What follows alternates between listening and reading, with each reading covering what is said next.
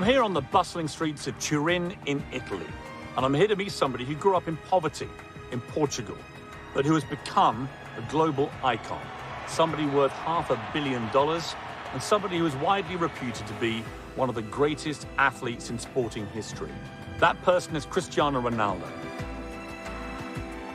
And right now, this football hero is also the biggest star on planet Earth.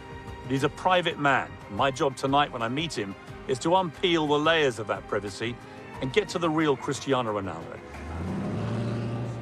It would turn out to be an extraordinary encounter. I have a very close friends, family, but who I trust 100%, maybe 4 persons. Wow.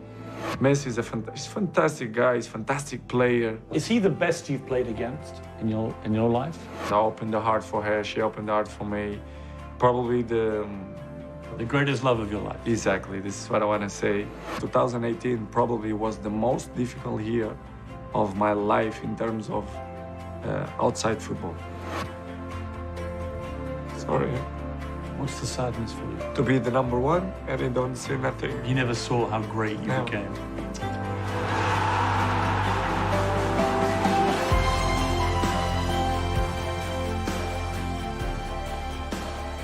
I'd come to a launch event for Ronaldo's latest business venture, a perfume with a catchy title, Play It Cool. Ronaldo is one of the world's most marketable athletes. When he joined Juventus last year, he sold 500,000 football shirts in a day, worth almost a staggering £50 million. Thank you for coming. Thank you, everyone. Amazing. I've been ushered up to this rooftop. Ronaldo, I'm told, is about to come through that gate at any moment. Now, I'm trying to play it cool. Hey. Cristiano, how are you? I'm good, and you? Good to see you. All good? Great to meet you. Nice to meet you. Nice to meet you. All good? All perfect. You taller than me? I think so. Yeah, I think you may be. You're 6? Disappointing, 6'1". What are you? 6'2". Yeah, it's annoying. Already you have me. Cristiano, please, let's go down. I'd been promised an hour with the great man, and I need to find out exactly what makes him tick.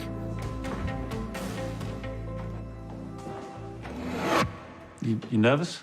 No, I'm not. Sure? 100%. What do you hope to achieve from this interview? Good question. To speak about myself, you know, I'm not gonna hiding nothing. I'm not pretend to be another person. You're a brilliant footballer. You're obviously very famous. But if Instagram is the currency of fame, you're number one by miles. You have 182 million followers. Ariana Grande is second with 164 million. Kim Kardashian, Kylie Jenner, Beyonce. Lionel Messi only has 130 million. David Beckham only has 58 million. You're 3 times as big as David Beckham. When you hear that, it's gonna feel weird, isn't it? To be honest, for me, don't surprise me. I know what I am. All my life, what I did and what I do, it's because I have passion. For example, 75% of my life is football. The rest is, you know, my family and friends. And You like being number one, don't you, Cristiano? Yes, of course. I mean, you don't want to be number 2, do you? If I sat here But if I said to you, you're the second most followed person on Instagram, if I will be the 3rd or 4th, for me, it doesn't matter. In my job, yes. In my job, yes. I want to be the number 1. Fame is a very double-edged sword, isn't it? You know, I know that part of you, I can tell, loves the attention, the adulation, the fame. Being Cristiano Ronaldo must be, for a lot of the time, incredible. But there must be a lot of times as well when it's completely suffocating. You know, you can't really go out in Turin because the moment you do, there are thousands of people. What's it like, the reality of being you, good and bad? Piers, to be honest, it's boring. You have a part that it's fantastic, that you're famous, you are a fantastic player, you win trophies, you score goals, you are on the first page of the paper and television. But after 10 years, you know, you look the life in a different way. You have girlfriend, you have kids, you want some privacy. The last 10 years, my privacy is gone. I'm not gonna cry, But if you ask me, I'm 1.5 years here. You know how many times I'll go to the parking with my kids? You know? Tell me. 0. Not once. No once. Because you can't. If I go, it will come like 20 people. The kids will be like nervous. I will be nervous. My girlfriend will be nervous. And when you are at public places, it's hard. You know, you have to maintain a little bit posture. If you put the finger in the nose, they're gonna take pictures. You cannot be yourself, which is boring, you know. But what I'm gonna do is, it's too late to change, and you have to adapt what you are. Your great friend, Ricardo, said to me a great story that on New Year's Eve in 2009, you decided to go out to a club. You wanted to go to a club. And he showed us the picture. You went in disguise. It was New Eve, and I spoke with Ricky. I said, Ricky, we have to do something. I said, we have to go to a discotheque. It's New Eve, and you cannot stay in home. And I said, yeah, but we have to find some way to go. Let's put a wig and mustache, a jacket, something. And we buy a wig with natural hair. Fantastic, better than my hair. And we go out in one hotel in the center of Madrid, like in the rooftop was a bar, discotheque. We go in the lift, everyone look at us, who the fuck is that guy? They look like rock stars. And we went to the rooftop, and Ricky, we're gonna speak only in English because nobody gonna know who we are. And the time that we went to the bar, I speak Portuguese with Ricky. I say, Ricky, what you want to drink? The only time that we speak Portuguese. And one guy behind me, they say, Cristiano, I know it's you. I say, no way. This is not possible. I don't react. Inside, I feel like so bad. I feel like irritated. During the night, that guy, he told everyone in a discotheque, listen, that guy is Cristiano. And I feel, because I'm a tall guy, that everyone in a discotheque, they look at me like, but nobody knows that it's me. And we maintain the night. We stay there like 2-3 hours. We go sleep. It was one of the best nights I ever had. Because you were free again? Yes. I feel free. I get that. You see, it's interesting, isn't it? The great joy you had was the freedom. And yet, for the rest of the time, it's like being in a cage, right, for you? A little bit, yes. I can say it's a little bit. Because you cannot be yourself 100%. How many people in the world do you completely trust? Completely? Completely, 100%. 100%. I'm not gonna say names because I think it's not fair. But I will say 4%. 4? Yes. 100% trust, 4%. Wow. I have a very close friends, family, but who I trust 100%, maybe 4%. 100%. How do you feel about that number? Is that enough for you? For me, it's enough. I really don't thinking too much about it, but it's the way we live. It's the life. It's like that. You know, you have to know that. Now, just to state the obvious, Ronaldo is pretty good at football. So good, in fact, he currently holds a ridiculous 145 footballing records. Most Champions League goals, most goals in all European competitions, the first player to score in every minute of a game. It's a very, very long list. I think you're the best football player that's ever lived. I think. You think? There's a raging debate, as you know.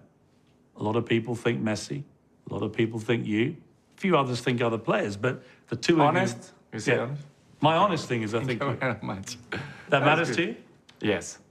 Why? It's beautiful because you appreciate my job, my passion, what I like to do.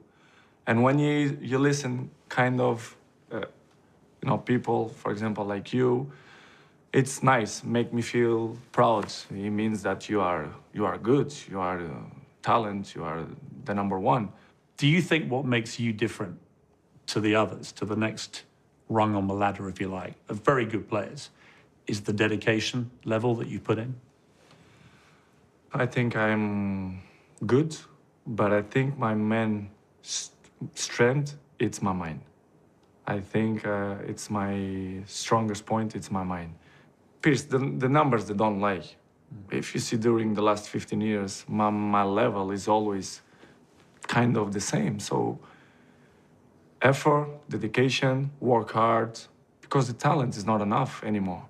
And if you're not dedicated 100%, you're not gonna reach the level that you want. For example, you arrive home, you had a lunch, you do it a quick nap, and you wake up, you play with your kids, blah, blah, and I have to go to the gym at least 30, 40 minutes, but this will make the difference in the end of the day, you understand? If you not do it that work, you miss one. The next day, it's 2 sessions that you lost. And I know in the end of the day, in the hand, they're gonna make a huge difference. This is why I'm 34 and I look 28. Yeah, I'm 54 and I look 67. I'm also happy. And if Ronaldo's physical appearance is making you jealous, his lifestyle might just tip you over the edge. How many Bugattis? 2. Ferrari? Ferrari, 2. McLaren? 2. Rolls? You came in a Rolls today. 2. Yeah. 2.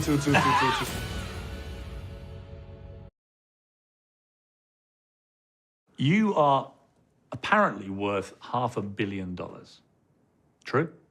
I don't know, maybe. I hope so. That's $500 million. Where you saw that? That's my sources tell me. I don't think so. It's too much. What would you say? 300 million? Probably. 3, I don't 4? know. You know how much you're worth, don't you? You strike me as the kind of guy that would know that kind of thing. Not 100%, but you know, what I can say, I have good money in the bank. Yeah, maybe I don't say that, but it's true. The truth is the truth. It's the same. How many cars you have? I'm not gonna say that I have 2 cars. I have 20s. How many have you got? I cannot hide it. Some things. How many have you got? 20s, maybe 17. I don't know. 17 cars. Yeah. And you got how many Bugattis? 2. Ferrari? Ferrari, 2. McLaren? 2. Rolls? You came in a Rolls today. 2. Yeah. 2. Which one do you like driving most? Rolls Royce. The Rolls? Yes. The white one you It's gave more me? comfortable. Yeah? Yes, it's more comfortable, and I like it. Not hurts my back, so it's perfect. But a fleet of luxury cars and hundreds of millions in the bank is a world away from Ronaldo's childhood. He grew up on the impoverished island of Madeira. The youngest of 4 children, his father was an alcoholic, and his mother worked as a cleaner and cook to keep the family clothed and fed. At the age of 12, Ronaldo left the family home and moved to the capital, where he was signed by Sporting Lisbon. He was given bed and board, but none of the riches that he enjoys today. I was surprised about this. But when you were a kid at Sporting Lisbon, you and your other little players in the academy there, you would go around the back of this local McDonald's, and a lady called Edna would give you the cast-off burgers at the end of the night, and you'd all take them. And tell me about that. What was that about? What happened to Edna? Did you ever find her again? You know, when I was a kid, with 11, 12 years old, we don't have money. And we live in the same place that the other place, the younger places, because I live in Madeira, and I look my family 3 in 3 months. It was hard, so very hard periods without the family. In the later night, like 10:30, 11, we are a little bit hungry. So we had a McDonald's next to the stadium where we live, and we always go to the back door and we knock the door.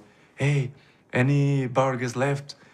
And Edna and 2 more girls, which they are unbelievable. I never find the girls again. I speak with some people in Portugal to try to find where is the girls, because I don't find. And they closed at McDonald's. But I hope if this interview will help to find that girls, I will be so happy, because, you know, I want to invite her to come to Turin or Lisbon, to come to my house, to have a dinner with me. And I want to find these girls, to be honest. I want to give something back because that period was a period that I was appreciate so much. It's something that I never forgot that A moment. little thing, but it meant so much to you. A lot. Because you were on your own. You don't imagine how much, to have burgers in the night. No, you're talking to the right guy.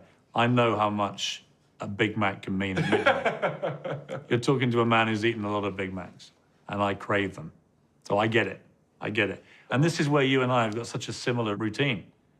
And two great athletes every Sunday going to get a Big Mac.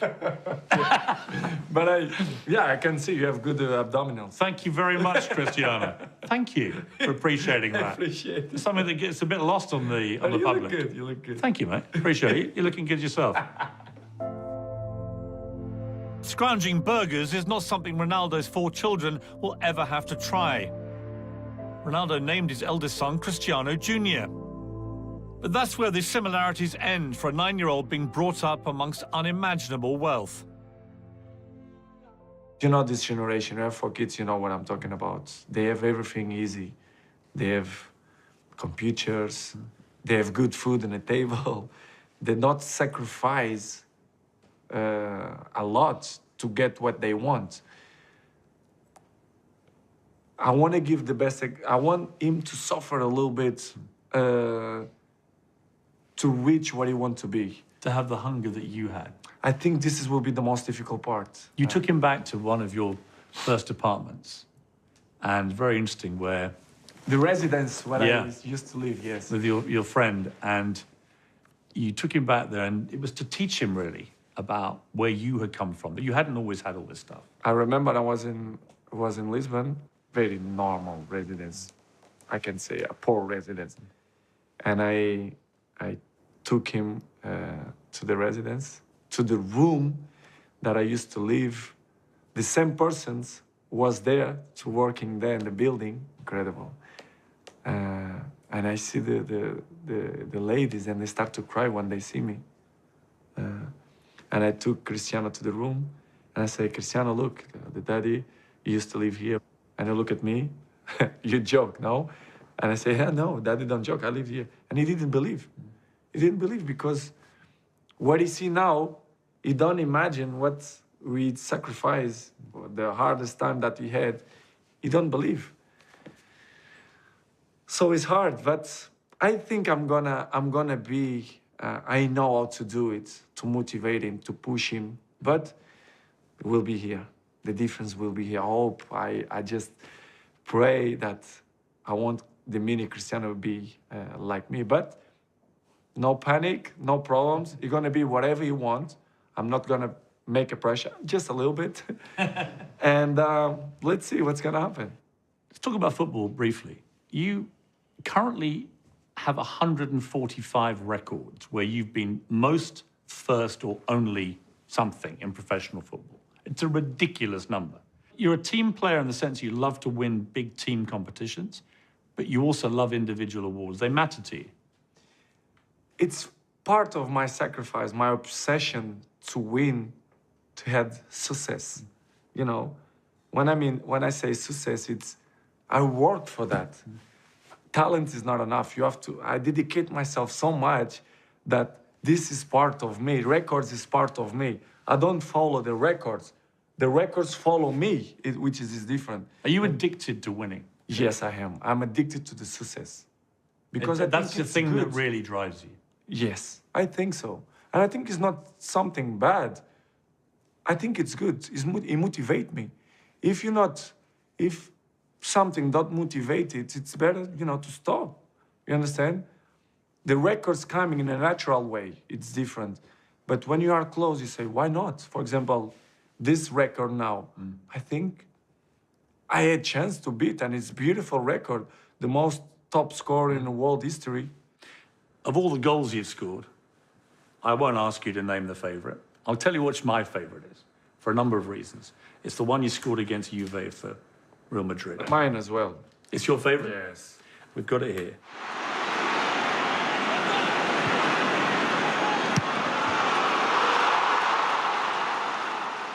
And what it meant so much to me, A, the technique of the goal is spectacular. It's crazy goal.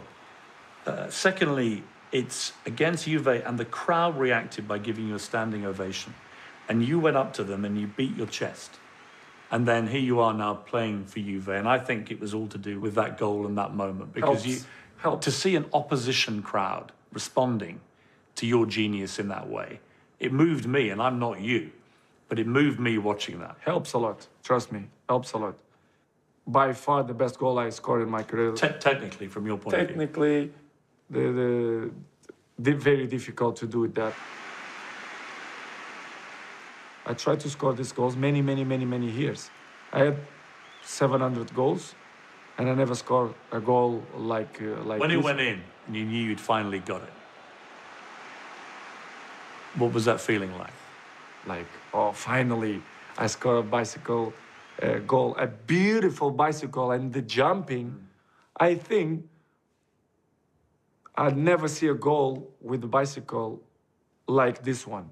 The way I jump against Buffon, against Juventus, quarterfinals of Champions League, probably one of the best goals I ever seen in football. Not just because it's my goal. If it will be another player, I will say the same.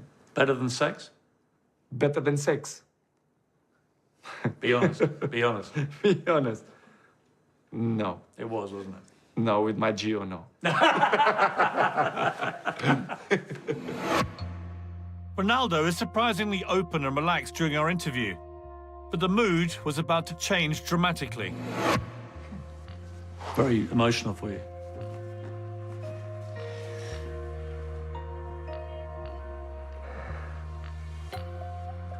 I never saw the video.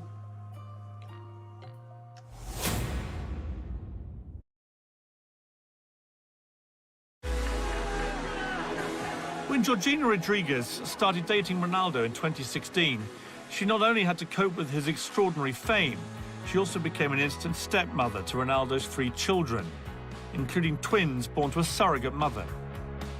They have since had 1 daughter together, creating an unusual but very strong family unit.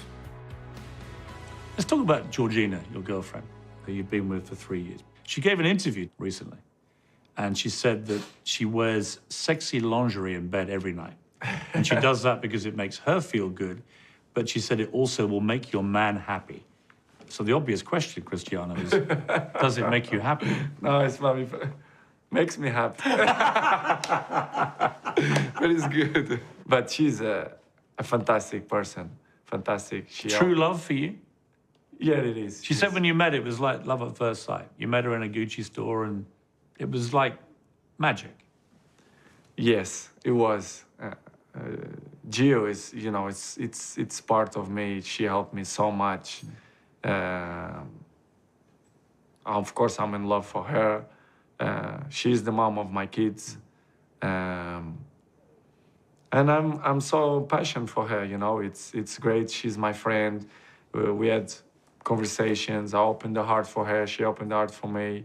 Probably the greatest love of your life. Exactly. This is what I want to say. She said she would love one day, potentially, to be Cristiano's wife. She would see that as a great honor. Why not? Would you like to announce now that you're getting married? Not now, not in this interview. It's not the priority. But of course, why not? One day, I'm not avoid that. It's part hang on, you're 34 years old. You've got 4 children.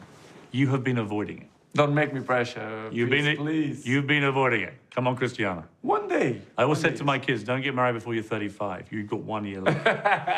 Then there are no excuses. But the doctors, they say I had 28. You know, my biologic age is... No, will be one day for sure. It's my mom's dream as well. So one day, why not? Your mom has been the rock of your life. Dolores. Yes. Seems an extraordinary life force, but somebody always there for you. How important has she been to you? My mom was the pillar of the family. And what I have today, it's big apart from her. Maria Dolores dos Santos Aveiro is a force of nature.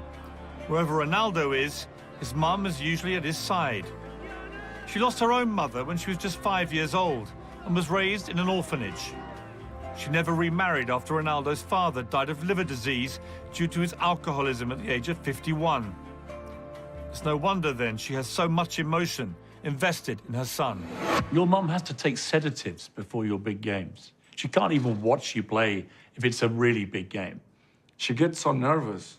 I don't understand why. Can you do anything to calm her or not? More in the beginning, yes.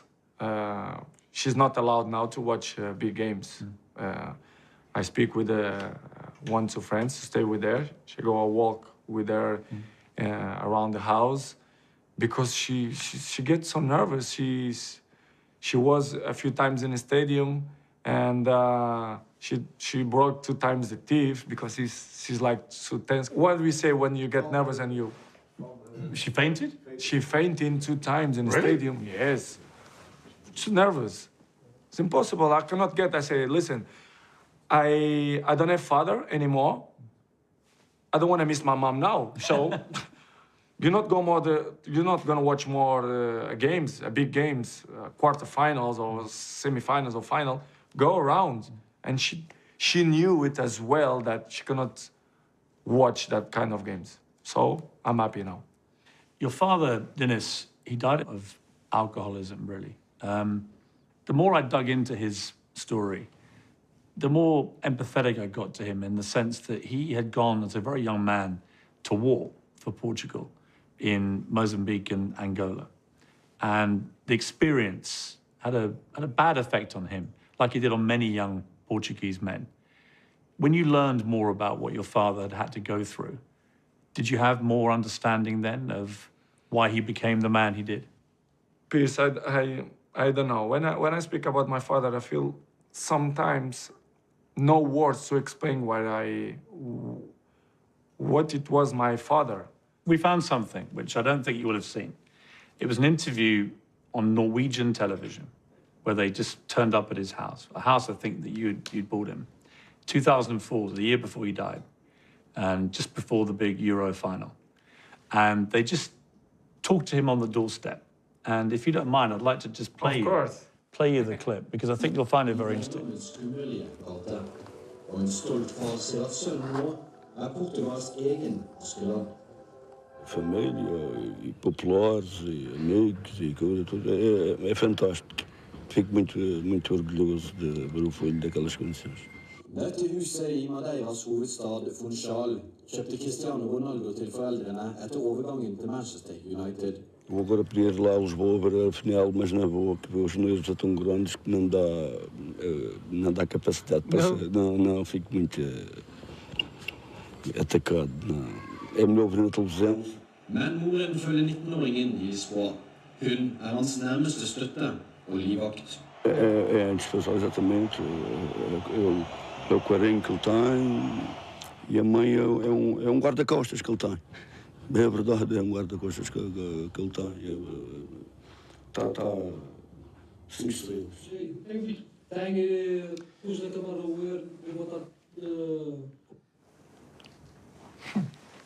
Very emotional for you.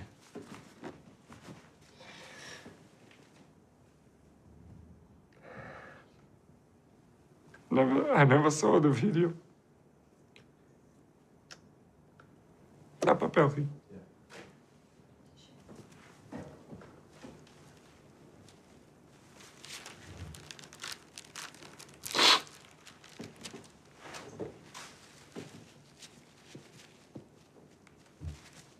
I never saw that video.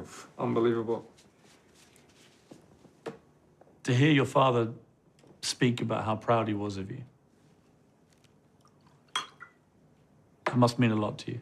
Yes, a lot. I think the interview will be funny, but I didn't expect to cry. But I never saw these images. I don't know where you... I have to have these images to show my family. But I really don't know my father 100%. He was a drunk person. I never spoke with him like a normal conversation. It was hard. Did he ever tell you that he was proud of you to your face? No, yes. He said that He treated me unbelievable. I was like the diamond of the family. And he knew it. He knew it that I will be a football player. And for me, it's make me sad because everything.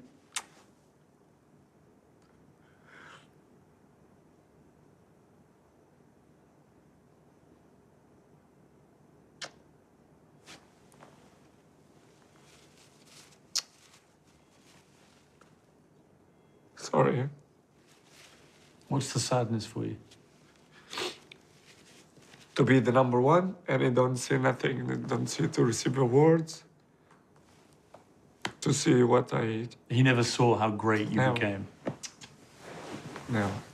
What you could see from that interview was how much it would have meant to him, I think, was very Yes. clear.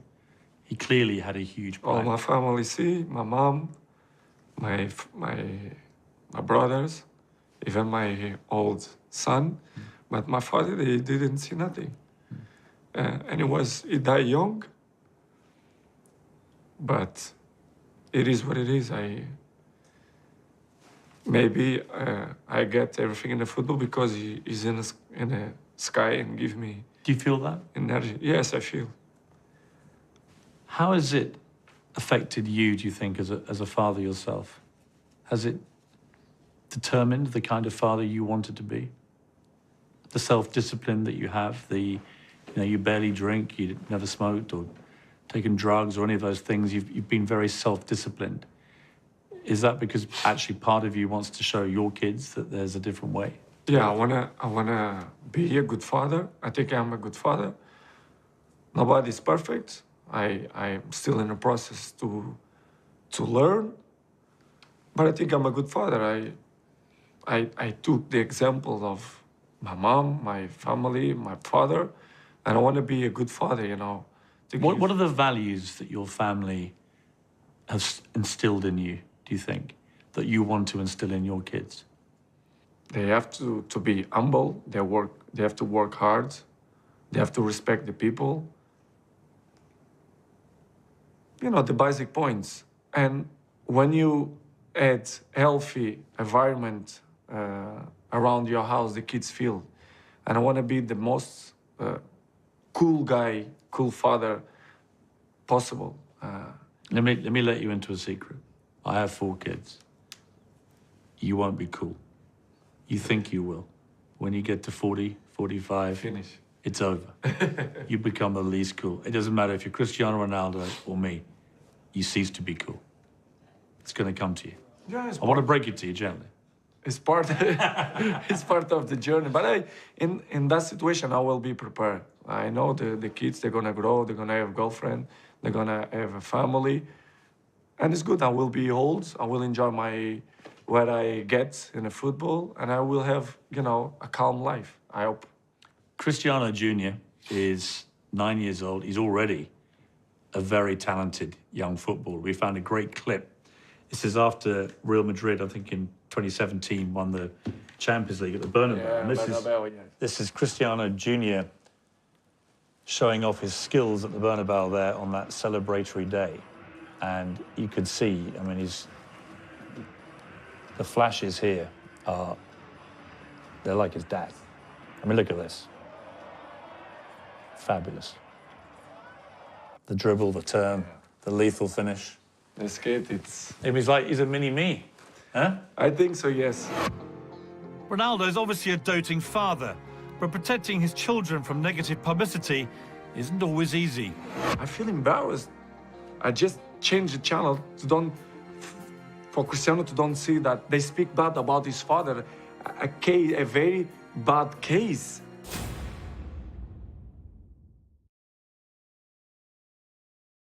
I've got to ask you about a difficult time in your life this year. It was, you've had this extraordinary career and life, and then you get hit by a serious story with lots of negative headlines, and a woman accuses you of rape, and it becomes Ronaldo, rape, and so on. As we sit here, the police have just recently dropped that investigation into you. There is no criminal investigation now. Tell me about your reaction to what has happened. Well, I'm not going to forget that 2018 probably was the most difficult year of my life in terms of outside football. As you mentioned, that what they accused me was very, very hard. You know, media, press, writer. There are another parts that make me feel sad because they play with your dignity. It's hard. You have a girlfriend, you have a family, you have kids. It's bad, it's hard. I remember one day I was in home, in the living room with my girlfriend, you know, to do a zap in television, to see the news, and they speak about Cristiano Ronaldo, this and that. And you listen your kids coming down in the stairs, and you change the channel because I was embarrassed. It's like, what is that? I feel embarrassed. I just changed the channel for Cristiano to don't see that they speak bad about his father. A very bad case makes me feel so bad, Pierce, to be honest. But outside my house, it's something that you cannot control. When you called your mother to tell her the news that the police had dropped it, she must have been hugely relieved. Of course, especially my mom. You know, when you get old and the informations that media pass, it's not the real information. And especially for my mom. My mom sometimes was very nervous. Say, Mom, relax. You know the son that you have in home. Relax, nothing gonna happen. Trust me. But she was nervous. She's old. She's nervous in the games. Imagine personal stuff of his sons. Speak about jail, rape, this kind of stuff. It's hard for an old person. But in the end of the day, it was good. The law, they did the job that they should do it. And I'm happy, of course. Ronaldo may finally be off the front pages of the newspapers, but it's a rare day when he's not on the back pages, where he often shares the sporting headlines with his arch-rival, Barcelona's Lionel Messi. The two of them are so far above their footballing rivals, the Ballon d'Or, or Golden Ball award, given to the world's best player, has become almost a personal competition for them, with each winning 5 so far. Which is the one you'd most like to end up with as number one? Which record? Golden balls, for example. The most golden balls in the history of football, for example. I will love it. And I think I deserve. As you mentioned before, Messi is he's a fantastic guy, he's a fantastic player. He's in the history of football. But I think I have to have 6 or 7 or 8. You got to be and the more one. above him, I think. Do you ever text him? I mean, do you ever like... No, I have good. When I say in UEFA, many people were surprised the way I speak, but my relationship with him is we are not friend or home friend, but we share the stage for 15 years. You know, I have good relationship with him, and I know that he pushed me to be a better player, and I push him to be a better player as well. Is he the best you've played against in your life? Yes, for sure. Did you ever think when you were growing up in a pretty poor part of Madeira, you weren't poverty-stricken as a family, but you weren't well off at all. Your mum had to work really hard, and you lived in one room with your 3 siblings. Did you ever think you'd have a private chef cooking your food? Never passed in my mind that I even have opportunity to play professional player, you know, to play in Sporting in Portugal, for example, and Manchester, or never. What would you like your legacy to be, Cristiano? When it's all over? Football? Yeah, when it's finished, what would you like the legacy to be for Cristiano Ronaldo? How do you want people to remember you? One of the best players in history. One of or the best? Depend of the taste of the people. I cannot control what the people like. Some people like this player or that player. I'm sure I'm in history of football, what I did, and what I'm continue to do. but one of the best players in history. For me, the number one in history, but for some fans, the number one, for the other ones, the second, doesn't matter. I know I'm in history of football, one of the greatest ever. And when you have a tombstone, Huh? when you die and you have your own tombstone, and, Okay. and it says, "Here lies Cristiano Ronaldo," how would you like to be remembered as a man? You could write your own tombstone. Number one. Not number 7. Number one. You see, in the end, for you, it's all about being number one, isn't it? That's really what drives you. You don't want to be second. No. You don't want to be third. You I want to don't be... know this number. I don't know that number. There's one final thing I want to ask you, and this may break my heart. You know, you've shed tears in this interview. I might shed some tears. Well, I didn't It expect depends. this. It depends of what you say, actually, which is, I heard that there was a very good chance that you were going to join Arsenal before you joined Manchester United. Now, Arsenal's my team. Is it true that you nearly joined Arsenal, not Manchester It's United? true. It's true. Of course, it's true. It's true? Yes. I was with us. How close were you? Very close. Like, break my heart. One step. Incredible. Seriously? Seriously. You were about to join us, Yes. and then we would have won everything. Well, I will help. And then at the last second, you ditched my club and you went to Manchester United and you broke my heart. No. This is your chance to apologise. Yeah, okay, Piers. I want to apologize. Okay, forgive me to don't join Arsenal. I have a gift for you. Okay. This is what might have been. Okay? This is what should have happened. This Fantastic club. is what I dreamed of for the last 16 years, and it's not too late. I could see Aubameyang, Lacazette, Pepe, and Ronaldo, and you'd win everything. It's not too late. This is your destiny. Come on, Cristiano. Make an old man happy. No. This is your Arsenal shirt. Thank you. You like it? Yes, it's nice. I mean, this is what should have Thank you, happened. guys. Nice. It didn't happen, but Arsenal, I appreciate what they did for me, especially Arsene Wenger. But you know the football, you never know where you're gonna play. The life, it's like that, especially the football. But I appreciate Arsenal because it's a fantastic club, and you support Arsenal. Now you support Juventus. Of course. They're my Italian But, team.